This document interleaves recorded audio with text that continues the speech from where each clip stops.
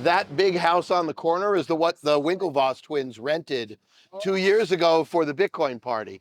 It's one of these corner houses. I'm guessing with all the lawsuits going on, maybe they're not going to do something quite so extreme this year.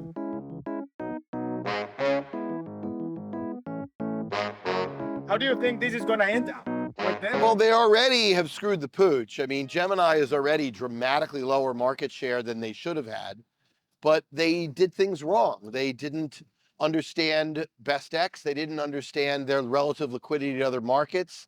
They didn't really go after retail, except in New York. If your sales pitch is that you're the most regulated market, that doesn't really resonate when the SEC is coming after you, right? I read a compelling article that says that because their exchange is still solvent and they were selling unregistered securities, that they might be able to go after their main balance sheet for the earned customers to make them whole. So unlike with FTX, where there's nothing really, there's no operating entity with cash flows, Gemini as an exchange is still operating. So it's possible that the $900 million that was locked up in earned might have to come out of the other Gemini businesses. Yeah, it's a fascinating question. We don't really know the answer. The only thing that I will say, though, I find that the SEC's recent action about Gemini and Earn to be arguably the most reprehensible action that they've ever taken. Effectively, they've known about this program for a year and a half.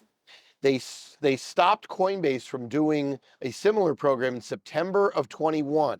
They decided at the time not to go after Gemini because Gemini was registered as a trust bank. And so now, when it is 100% certain that they're going to cause Gemini to spend money to defend the suit, they're actively hurting the investors in that program.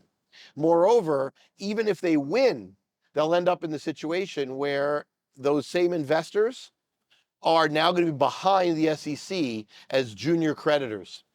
So it's really, really bad. It's exactly the opposite of protecting investors. It's one of those things that, I don't know, I find it impossible to believe that the SEC is trying to protect investors with this one. This may be the clearest case, but not our, as my wife is fond of saying, not our circus, not our monkeys. Our clients can execute on Gemini or any other exchange that they trust. And by using us, they do it better. So we're not going to say boo about the exchange, because the fact is so far there's zero evidence that they've done anything wrong at the exchange level. Well, I mean, I think what's interesting with the Gemini DCG thing is that they asked for more information. And one of the things on the DCG balance sheet, or on the Genesis balance sheet, was a promissory note with a 10-year expiration. And the Gemini people didn't really do their due diligence into what that actually was.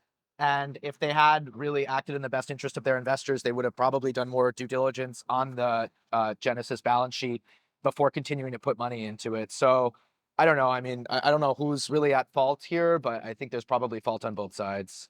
Oh, there's in crypto these days, there's fault to go around. That's for sure. Yeah, I don't think that they were totally in it. I don't think anyone But Ian brings up a really important totally point that's germane to pretty much everything that's happened over the last, well, 9 months now, ever since Luna went down. And that is diligence. So much diligence was lacking. Yeah. Whether that was investors like Sequoia and FTX, whether that were the people who were supposed lunatics, the ones who were saying how great that was. I'll never forget that.